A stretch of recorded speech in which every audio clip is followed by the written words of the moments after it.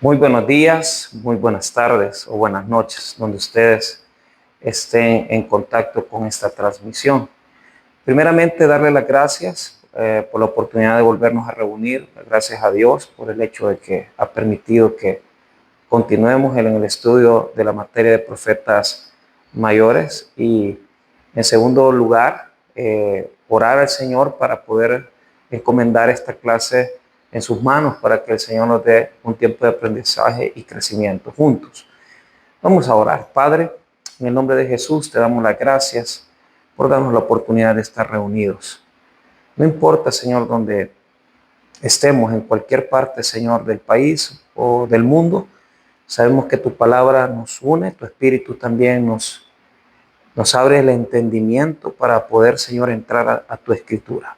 Oramos que en este momento, Señor, seas tú y tu Espíritu Santo hablando nuestra vida, instruyendo nuestros corazones y abriendo nuestras mentes a este aprendizaje. Te pedimos que si alguno está enfermo o en necesidad o está pasando algún tiempo, Señor, de prueba, oramos por su fortaleza, para que seas tú bendiciéndole abundantemente. Te pedimos que bendigas esta clase. En el nombre de Cristo Jesús. Amén y amén. Muy bien, bienvenidos nuevamente. Estamos retomando ya el desarrollo de la materia de profetas mayores y para nosotros una bendición poder desarrollar ahora ya la última parte del libro del primer Isaías, es decir, desde la primera clase que nosotros venimos desarrollando, hemos dicho que la forma más sencilla de poder estudiar al profeta Isaías es dividiéndolo en tres grandes estructuras. Y la primera se termina en el capítulo 39, para luego pasar al bien llamado el segundo Isaías o Deutero Isaías, que comienza en el capítulo 40. Ahora, ¿qué temas vamos a traer a colación? Primero tenemos una agenda, primero un pequeño repaso. Quiero que recordemos algunos elementos importantes que hemos venido estudiando. Las primeras clases nos enfocamos más que todo en estudiar a esa profecía que se encuentra en los primeros capítulos del libro de Isaías. Posteriormente vimos esa profecía grande del Emmanuel, que también nos trajo un cambio, ¿verdad? Porque el libro comienza en una época diferente. Si ustedes van conmigo al capítulo número 1, prácticamente aquí se desarrollan los reyes en los cuales la profecía de Isaías va a tener un desarrollo a lo largo de los años que ellos se van a desenvolver. Comenzamos nuestro estudio en época del rey Usías, que es donde Dios le da la vocación al profeta, ¿verdad? Recordemos que Usías tuvo su corregente, ¿verdad? Su hijo Jotam, porque él tuvo que gobernar con una enfermedad que le impidió desenvolverse en los primeros años, ¿verdad? Pero el profeta describe, ¿verdad?, esas primeras épocas desde el rey Usías, Jotam. Posteriormente vimos al rey Acaz y vimos la profecía del Emmanuel, como Dios le pide que confíe y él no confía ni pide un signo y Dios se lo da. Y luego, para poder terminar, y esta es la relación que tiene nuestro estudio, en la última parte, previo a la evaluación de la primera unidad, vimos el juicio a las naciones. ¿Por qué? Porque la primera parte del libro de Isaías termina con el rey Ezequías, es decir, descubriéndonos cómo Dios actuó a través del profeta Isaías en los tiempos del rey Ezequías. ¿Por qué tienen relación los juicios de las naciones? Porque en este momento en el cual va a desarrollar Ezequías su reinado, Dios va a bregar con el pueblo para que puedan confiar en él. Ante la invasión de los asirios, ante la invasión de este imperio, Dios quiere que ellos pongan su confianza solamente en el Señor. Y eso ya lo habíamos hablado anteriormente, pero aquí digamos que se ratifica, se afirma lo que hemos venido hablando. Por eso es que la etapa del juicio de las naciones, que comienza en el capítulo 3 y termina en el 23, nos da esa idea general de cómo Dios tuvo que ir bregando, y realmente en este momento vamos a ver cómo se aplica una de esas declaraciones proféticas, un oráculo, en lo que respecta a este escenario que está viviendo Ezequías. Estamos en el año 704, 701 aproximadamente, cuando se da el tema que vamos a estudiar el día de hoy, que es la guerra con Sennacherib. Entonces, ¿por qué se estudia esta guerra? Porque Dios actuó de una forma milagrosa y Dios va a ocupar esta última parte, digamos, del libro para enfocarnos esa manera gloriosa de cómo actuó librándolos de los asirios, y nos va a preparar el escenario para entrar al capítulo 40, al 55, que es el titulado Segundo Isaías. Entonces, esta parte que vamos a ir estudiando tiene como propósito ponernos, ¿verdad? Las bases necesarias para que nosotros entremos a la segunda parte del libro. Entonces, desde el capítulo 23, donde termina el juicio de las naciones, comienza una segunda etapa que está en este lugar, 24 al 27. Es una parte escatológica que realmente nosotros la vamos a tener que obviar por temas de, tiempo.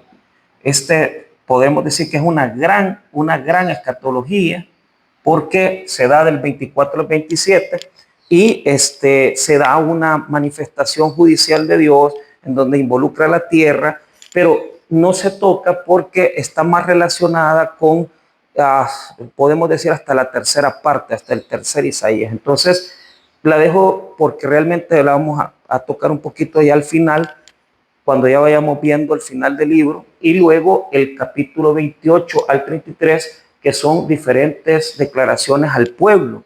Entonces, estos oráculos, estas declaraciones proféticas, tienen que ver más que todo con esas profecías previas a lo que ahorita se va a desarrollar en lo que implica la guerra con Sennacherib, ¿verdad? Pero son declaraciones proféticas al pueblo de Dios, ¿verdad?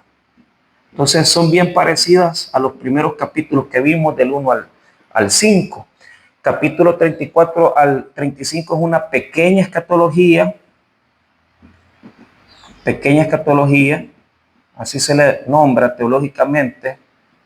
Y esta es la mayor o la gran escatología, esta es la menor, la pequeña escatología. Solo son prácticamente 34 y 35, son 2 capítulos. Y por último, del 36 al 39, que es el tema que vamos a desarrollar, la guerra con Sennacherib. ¿Quién es Sennacherib? Es un descendiente.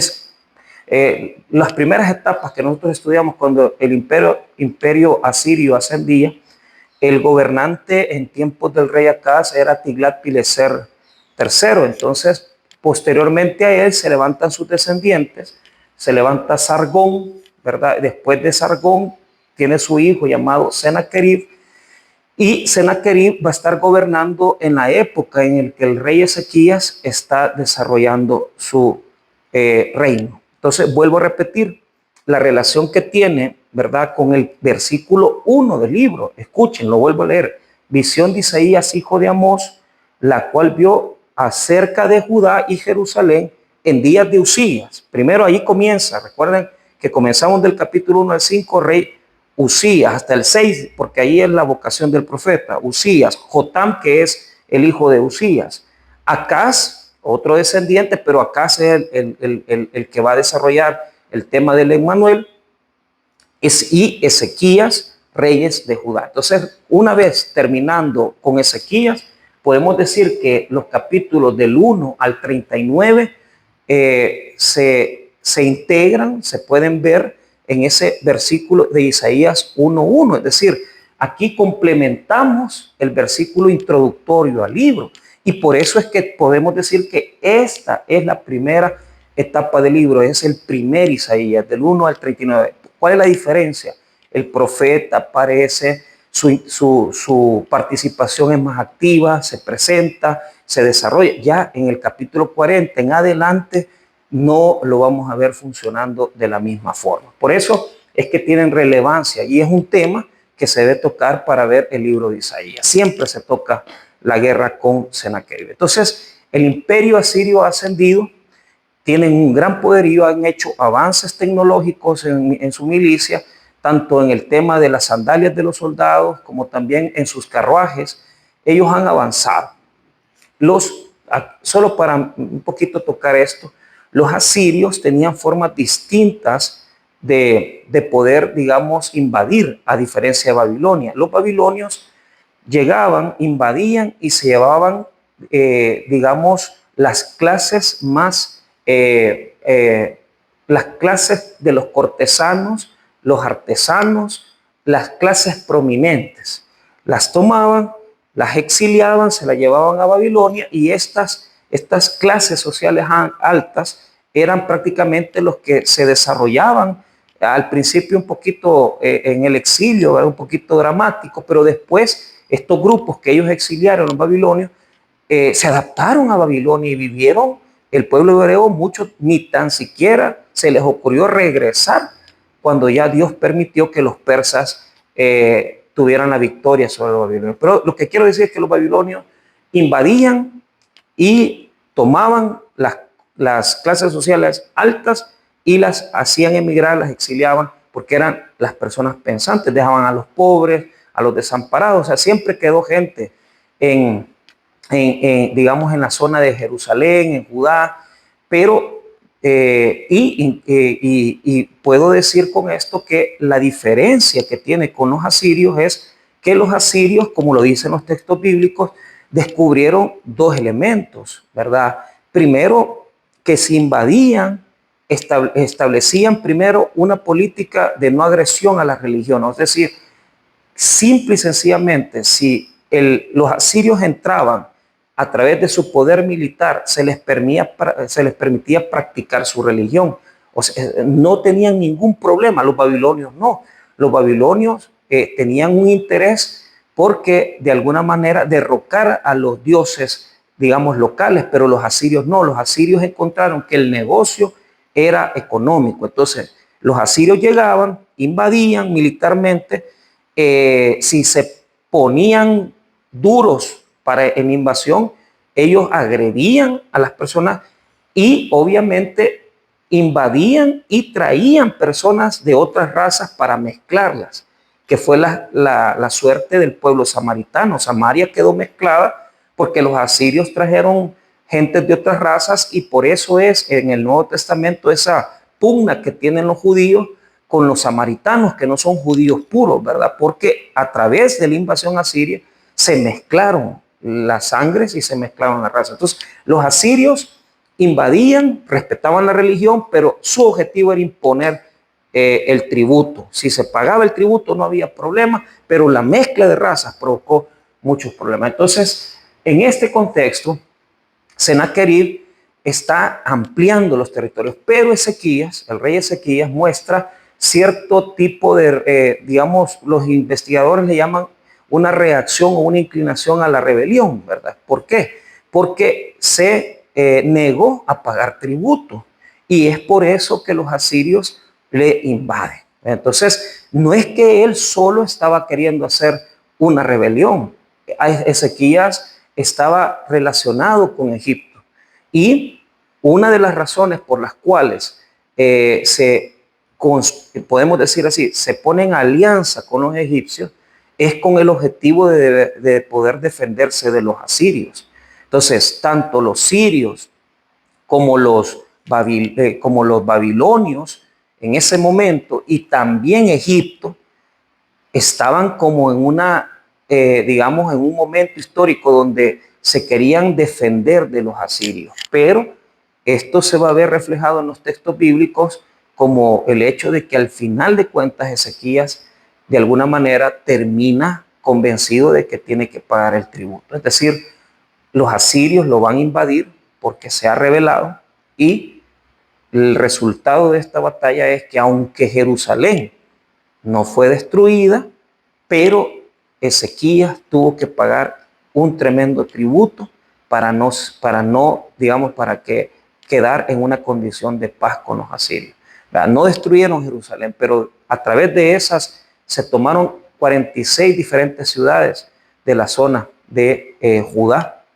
Si bien es cierto, no cayó Jerusalén, pero sí se tomaron varias ciudades. Entonces, el final de esta batalla es importante. ¿Por qué? Porque lo que vamos buscando es entender un poco cómo la Biblia representa, digamos, de forma, desde la perspectiva de la fe, la batalla.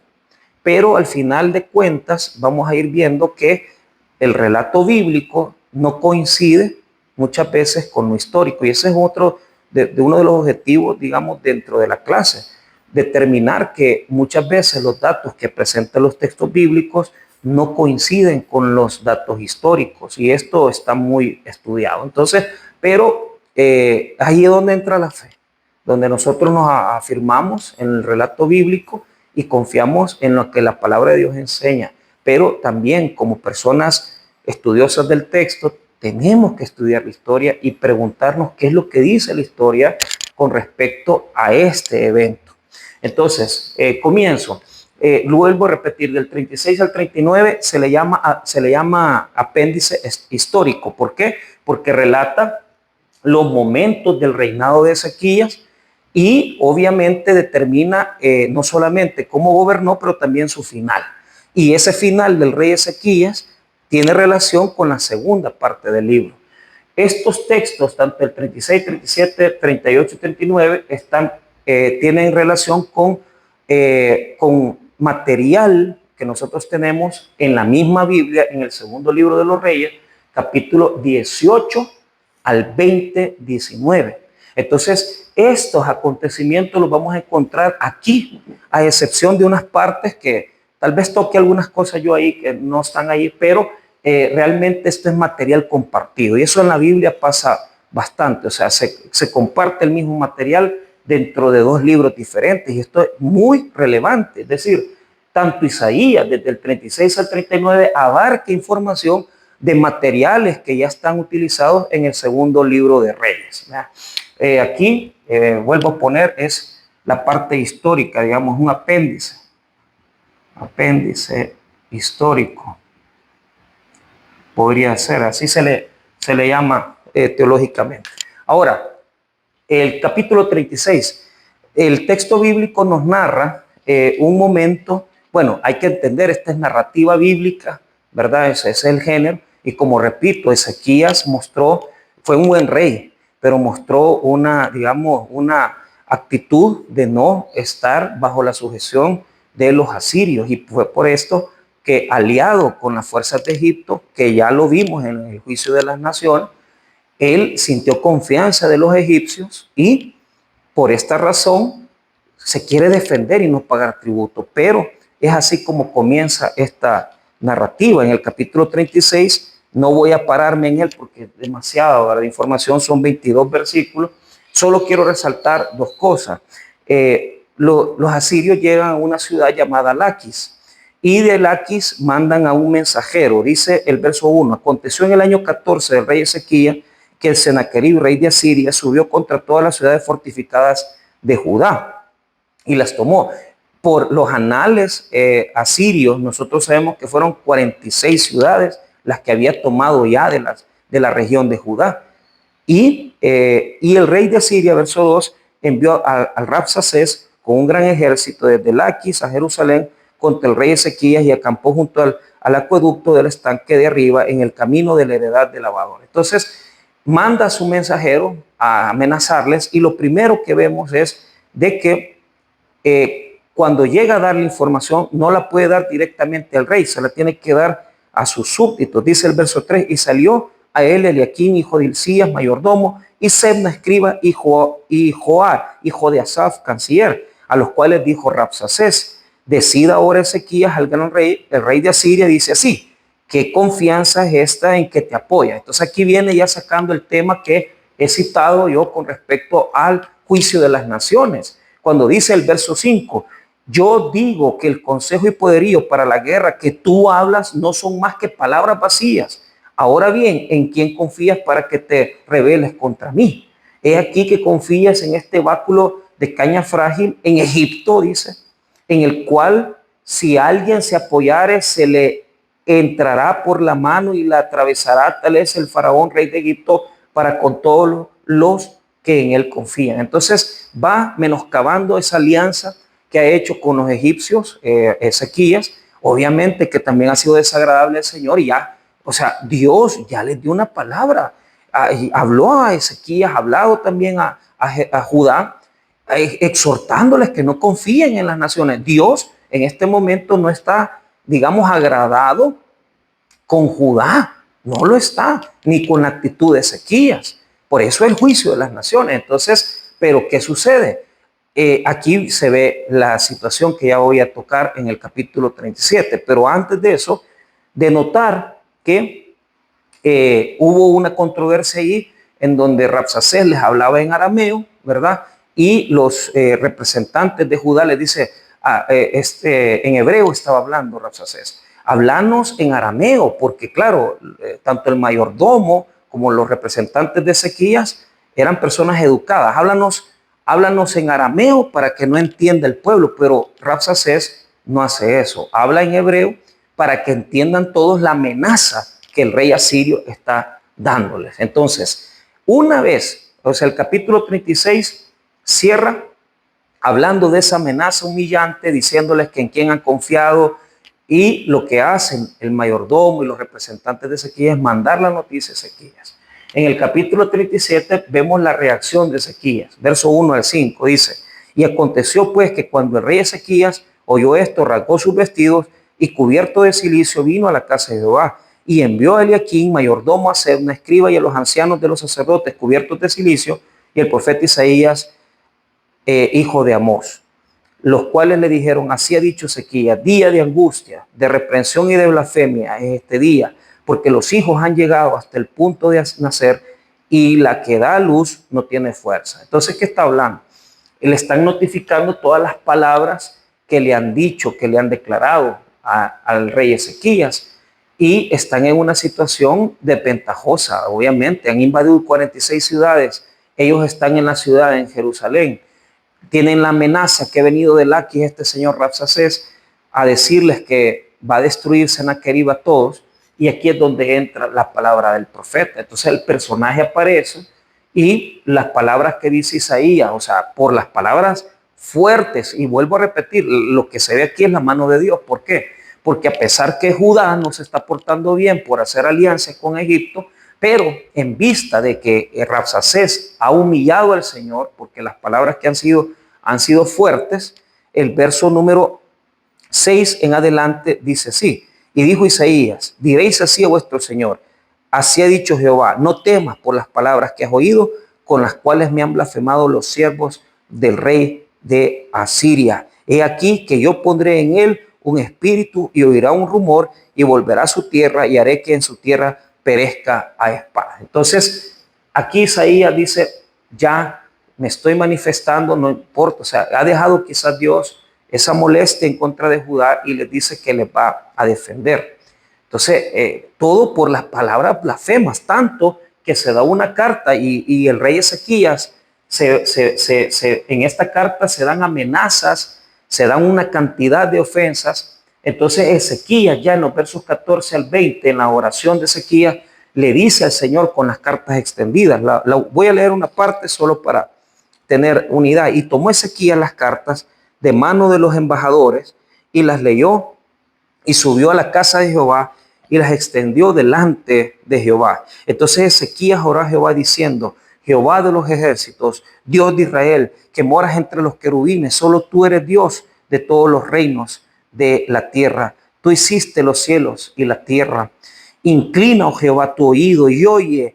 Abre, oh Jehová, tus ojos y mira y oye todas las palabras de Sennacherib, que ha enviado a blasfemar al Dios viviente. Entonces, en torno a esta oración con las cartas abiertas que está haciendo Ezequías, Dios va a dar una respuesta que es pequeñita, pero es increíble. 21. Entonces Isaías, hijo de Amós, envió a decir a Ezequías, así ha dicho Jehová, Dios de Israel, acerca de lo que me rogaste sobre Sennacherib, rey de Asiria. Estas son las palabras que Jehová habló contra él. La virgen hija de Sión te menosprecia, te escarnece detrás de ti, mueve su cabeza la hija de Jerusalén. ¿A quién vituperaste y a quién blasfemaste? ¿Contra quién has alzado tu voz y levantado tus ojos en alto? Contra el Santo de Israel. Entonces Dios manifiesta ahí una respuesta. El versículo 22 al 35 dan prácticamente este largo mensaje que el Señor les está dando, y en el verso 36 se da la intervención del Señor, que es aquí donde el texto bíblico dice, porque es por eso es que es trascendente esta porción, ¿verdad? Podemos ver que son tres grandes acontecimientos. Primero, la amenaza del rey Ezequías con su batalla pues en contra de Judá, que va a tener su desenlace. El desenlace del capítulo 36 de las amenazas de Sennacherib por medio de Rabsacés está exactamente en estos versículos. El verso 36 dice así, escúchenlo. Y salió el ángel de Jehová y mató a 185,000 en el campamento de los asirios, y cuando se levantaron por la mañana, he aquí que todo era cuerpos de muertos. Entonces el ángel de Jehová mató a 185,000. Entonces el relato lo que presenta es que hubo una acción de Dios asesinando una cantidad de soldados, y bueno, el desenlace es el verso 37 al 38. Entonces Sennacherib, rey de Asiria, se fue e hizo su morada en Nínive. Tanto que aparece Nínive en el Antiguo Testamento porque la ciudad es la capital de Asiria. Y aconteció que mientras adoraba en el templo de Nisroch, su dios, sus hijos Adramelech y Sarecer le mataron a espada y huyeron a la tierra de Ararat, y reinó en su lugar Esar-Hadón, su hijo. Entonces, este acontecimiento, estos versículos del 37 al 38, la muerte de Sennacherib, suceden después. O sea, en el relato bíblico se presentan como un acontecimiento inmediato, pero no. Lo que sucedió es que lo que está tratándonos de explicar el relato, y lo vuelvo a repetir, son tres escenarios. Uno es la amenaza de Sennacherib y el desenlace de la batalla. Dos, la enfermedad de Ezequías, y tres, los enviados de Babilonia. Entonces, estos tres acontecimientos son los que cierran el primer Isaías. Ahora, ¿qué es lo que quiero que entendamos? Ustedes allí en su casa con la IA y investigando, pregunten cómo fue realmente el desenlace de esta batalla, porque tenemos dos datos. Los anales de Sennacherib en Asiria, ¿verdad?, nos hablan solamente del hecho de que Ezequías terminó siendo tributario. Es decir, lo que yo entiendo a través del texto bíblico y lo que los investigadores saben es lo siguiente, que en la batalla él tuvo que retroceder.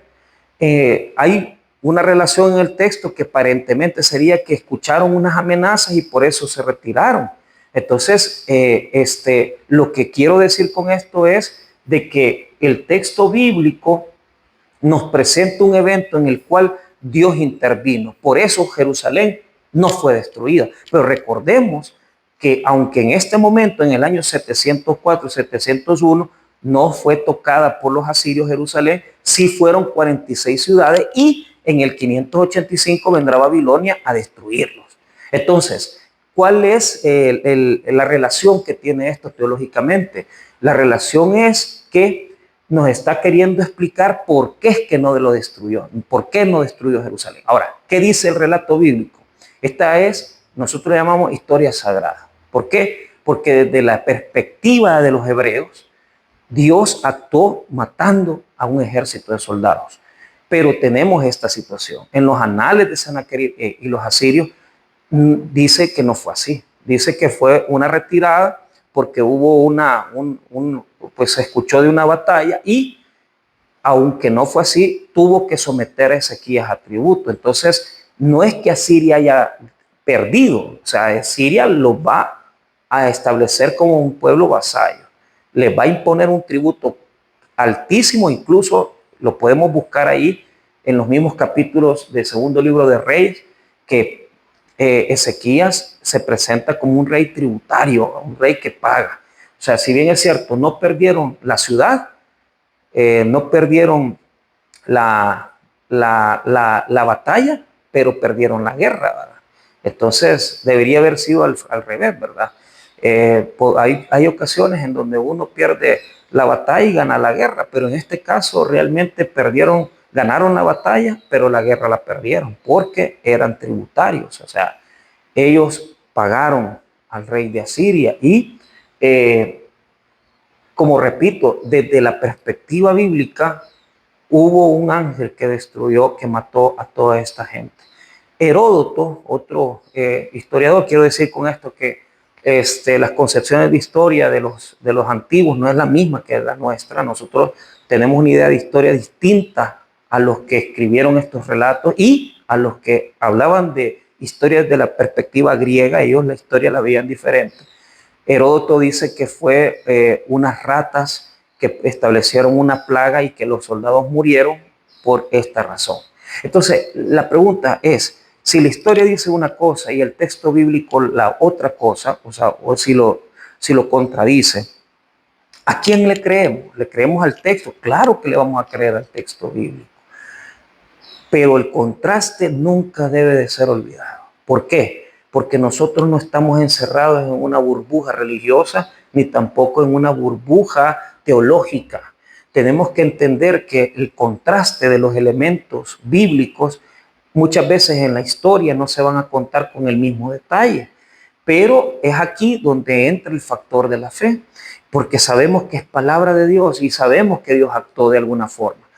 La historia establece una perspectiva que obviamente para que sea algo histórico debe llenar ciertos requisitos, pero ¿cómo Sennacherib iba a querer escribir en sus anales que fue vencido, ¿verdad? Y que murieron tantos soldados? Entonces, desde la perspectiva de la visión de la escritura, un ángel los destruyó y por eso retrocedieron. Desde la perspectiva de los anales asirios y de Heródoto, fue una plaga la que se ocasionó, se retiraron, pero tuvieron que hacer pacto para poderles seguir pagando.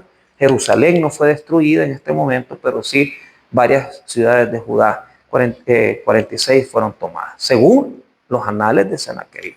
Entonces, búsquenlo, investiguenlo, no se queden con lo que yo les estoy dando, no se acomoden a la clase, solo es una inducción para que ustedes investiguen, para que se empapen y lean, no se cansen de leer. El investigador bíblico debe leer todo, debe de leer de todo y debe de aprender de todo, ¿verdad? Tenemos que ser integral. Ahora, el siguiente capítulo habla de la enfermedad de Ezequías. Ustedes lo conocen, un texto muy predicado. Ezequías enfermó de muerte, Isaías vino, le dijo, prepara tu casa porque morirás y no vivirás. Y dice que Ezequías hizo una oración con lágrimas, ¿verdad? Y Dios le respondió porque Ezequías oró más o menos de esta manera: te ruego, oh Jehová, te ruego que hagas memoria que he andado delante de ti con íntegro corazón y que he hecho tu voluntad. Más palabras más, menos, podría leerlo, pero la verdad que ustedes lo pueden leer mejor. Y Dios le concede 15 años de vida, o sea, le concede 15 años. Aquí le concede 15 años. Entonces, parece que muchas veces nosotros predicamos ese texto bien a la ligera, dice que 15 años, o sea, Dios lo oyó, sí, pero lo que le pasó después fue bien duro, ¿verdad? Que prácticamente estos 15 años que se prolongaron, fueron años en donde él tuvo que bregar con muchas circunstancias, muchas situaciones. Incluso los investigadores están seguros que este relato de la enfermedad no tendría que cronológicamente estar en este lugar, sino que este relato de la enfermedad probablemente era previo a la invasión. Entonces, y esto está muy investigado. Yo, si usted quiere, pues investigar, investigue, pero realmente este relato de la enfermedad probablemente está desplazado. Pero tomando en cuenta que sea el que, porque ustedes tienen que saber que los relatos bíblicos tienen un orden, ¿verdad?, teológico, pero por digamos, el que ordenó el material tuvo que verlo puesto ahí con un propósito, y el propósito es presentar el evento siguiente, porque en el evento siguiente sucede algo. Aquí hay un poema precioso, un salmo que nadie lo predica, que nadie lo lee, que es el salmo que aparece en el 38, verso 11, verso 10 en adelante, Isaías 38, 10. Esto no está en el material que se relaciona en Segundo de Reyes.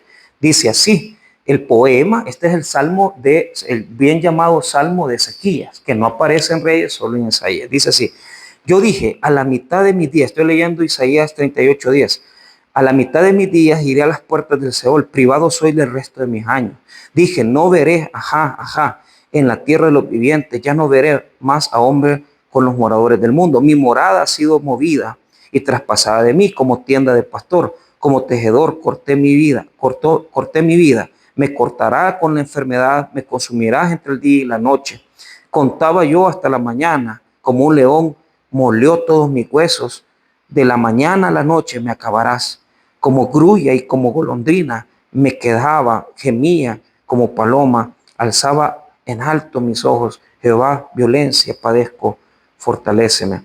Entonces, esta figura poética de decir, escuche, como tienda de pastor, como tejedor corté mi vida. O sea, está hablando como se iba a morir antes de tiempo, ¿verdad? Como una tienda de campaña, tienda de beduinos se traslada.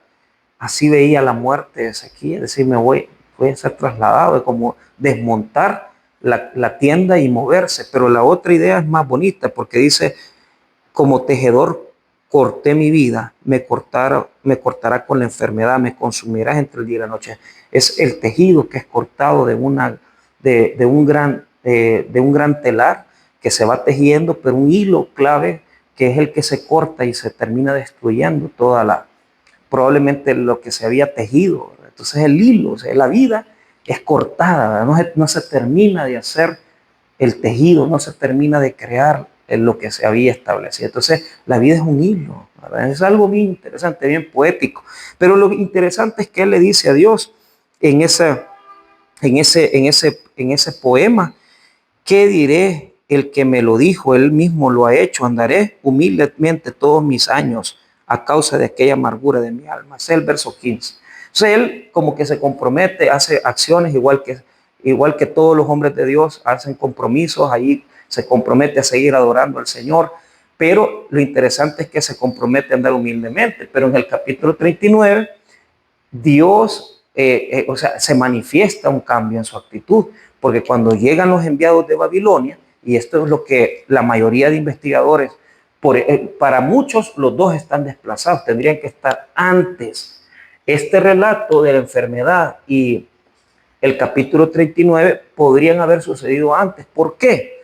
Porque sería la razón por la cual él quería hacer alianzas con Babilonia y con Egipto. Entonces, después de esta enfermedad, los enviados de Babilonia, una corte llega, ¿verdad? Un grupo de personas de Babilonia llega, pero él lo que presenta en ese texto es que él está preparado para la batalla, les presenta los tesoros.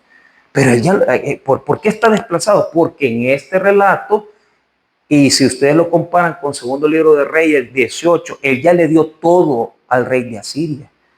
O sea, ya no tiene plata. Entonces este relato estaría desplazado. Tanto el 38 como el 39 estarían desplazados. Tenían que haber estado antes. Pero ¿por qué los puso ahí? Digamos el editor final, el último redactor, el que ordenó el material. Académicamente hablando, hay que decirlo. Entonces, ¿por qué? Porque lo que pasó con Ezequías es que cuando llega la embajada de los babilonios, en el capítulo número 39, escuche lo que, y se recogió, estoy leyendo el verso número 2, y se recogió con ellos Ezequías y le mostró la casa de su tesoro, plata y oro, especies, ungüentos preciosos, estaba su casa de armas y todo lo que se hallaba en sus tesoros. No hubo cosa en su casa y en todos sus dominios que Ezequías no les mostrase.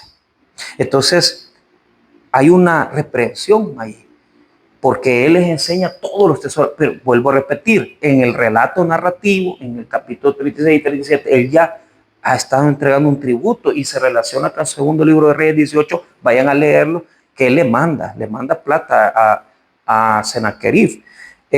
Escuchen lo que dice, ahí viene la reprensión del profeta Isaías. 3. Entonces el profeta Isaías vino al rey Ezequiel y le dijo, ¿qué dicen estos hombres? ¿Y de dónde han venido a ti? Y Ezequiel respondió, de tierra muy lejana han venido a mí, de Babilonia. Dijo entonces, ¿qué han visto en tu casa? Y dijo Ezequías, todo lo que hay en mi casa han visto y ninguna cosa hay en mis tesoros que no les haya mostrado. Entonces dijo Isaías a Ezequías, oye palabra de Jehová de los ejércitos. Aquí vienen días en que será llevado a Babilonia todo lo que hay en tu casa y lo que tus padres han atesorado hasta hoy. Ninguna cosa quedará, dice Jehová. De tus hijos que saldrán de ti y que habrás engendrado tomarán y serán eunucos en el palacio del rey de Babilonia.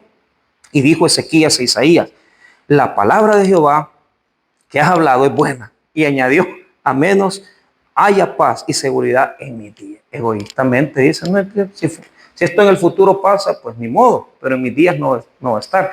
Pero ¿cuál es la actitud? Lo que tuvo que haber hecho, si él en el poema, en el salmo de Ezequías dijo, andaré humildemente, voy a ser un adorador, lo que se esperaba de los babilonios cuando llegara a la embajada es que él anduviera humildemente. Pero él no, él enseña los tesoros. En lugar de enseñarles el Dios que lo libró, el Dios que lo ha liberado, el Dios dueño de los tesoros, les enseña su grandeza. Y ese es el error de todos los que llegan a tener poder, que de alguna manera se les olvida, ¿verdad? Que el Dios poderoso, todopoderoso, es el que ha hecho que ellos se engrandezcan. Pero ¿qué hizo Ezequías? A pesar que había dicho que iba a andar en humildad, les enseñó la grandeza de sus tesoros y no la grandeza de su Dios. Y ese es un gran error. Es un gran error. Entonces, ¿por qué lo pone aquí? Bueno, primero entender que históricamente este relato de la guerra con Sennacherib es algo que todos los investigadores de la historia lo conocen. Por eso es trascendente, es importante. Que vuelvo a repetir, que tiene digamos, este contraste, este matiz, la historia que nosotros le podemos llamar sagrada, con una diferencia entre la historia profana o la historia en general. ¿Cómo se relaciona? Ya lo dijimos. Hay que ver la fe, la perspectiva de fe. Pero, ¿por qué entonces cierra con esto? Porque para el capítulo 40 ya Judá ha caído en manos de los babilonios. Entonces, este relato prepara, el relato de los enviados de Babilonia, prepara la segunda parte del libro, capítulo 40 al 55, cuando ellos ya están exiliados en Babilonia.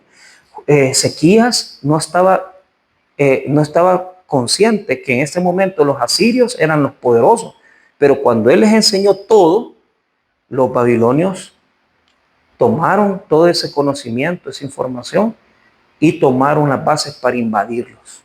Ese fue el gran tropiezo de Ezequías. Entonces, nosotros, vuelvo a repetir, predicamos mucho de la enfermedad de Ezequías y que le dio 15 años, pero esos 15 años que después no anduvo mucho en humildad y tampoco le fue muy bien, ¿verdad? Entonces, es bien interesante cuando usted entiende ya por estructuras, hace buenas delimitaciones y entiende el concepto teológico del libro, ¿verdad? Entonces, como lo vuelvo a repetir, a nivel de la historia sagrada, esta es la versión que el pueblo hebreo tiene de su batalla, pero no va a coincidir con la versión de los asirios, ni va a coincidir con la versión de aquellos que se llamaban investigadores o historiadores, perdón, como Heródoto, ¿verdad? Pero, o sea, no podemos tampoco nosotros de alguna manera decir que esta información es un suceso que de alguna manera contradice la Biblia. Es que esa no es la idea, es matiza, es decir, hay que ver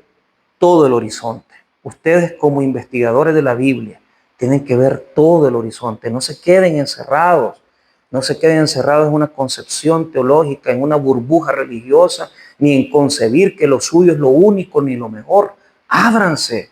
El profeta ve los tiempos, los relee, los lee. Nosotros como hombres y mujeres servidores de Dios debemos de tener un horizonte abierto siempre, abierto a todo, y nosotros tenemos que tener todos los matices necesarios y no ver estos como contradicciones escandalosas. No, hay que verlo como algo de enriquecimiento. ¿Qué dice la historia sagrada? ¿Qué dice los anales de Sennacherib? Y ese conocimiento, al contrastarlo, nos da siempre la perspectiva en la cual Dios, desde la perspectiva, desde su dirección de los tiempos, siempre va dirigiendo los caminos del hombre. Ahí si usted lo quiere interpretar como que a usted le pasó, no le pasó nada, pues usted interprételo así, pero los hombres de fe y las mujeres de fe interpretamos que Dios es el que ha intervenido en nuestra historia y nos ha liberado. Les invito a que terminen la evaluación, que manden el examen, y les invito también a que tengan en cuenta que voy a dejar abierto el tiempo de laboratorio para los que no han hecho laboratorio, que lo puedan hacer. Y si a usted se le complica el tema del examen, que es el método de rastreo, solamente utilice inteligencia artificial. O sea, la verdad he leído ya algunas respuestas, hemos visto algunos que han mandado escrito y muy bueno, excelente, a mí me encanta que sean fajados. Pero yo entiendo que no todo tiene que ser IA, sino que usted pregunte a IA y usted dé su propuesta, ¿verdad? Más que todo en la parte de el análisis, de la reflexión teológica que se desarrolla en las clases, porque aquí a eso venimos, a hacer reflexión teológica. La próxima semana, si Dios permite, vamos a entrar ya al segundo Isaías, capítulo 40 al 55. Estudien o lea qué es lo más prominente del segundo Isaías. Lo más prominente son los poemas del siervo, ¿verdad? Entonces, si quieren adelantar, comiencen a leerlo. Yo lo voy a presentar todo de una vez porque no me va a quedar tiempo y tengo que terminar de ver Isaías en 2 clases más para pasar ya a Jeremías e ir adelantando con nuestro programa. Gracias por su atención y que Dios les bendiga a todos.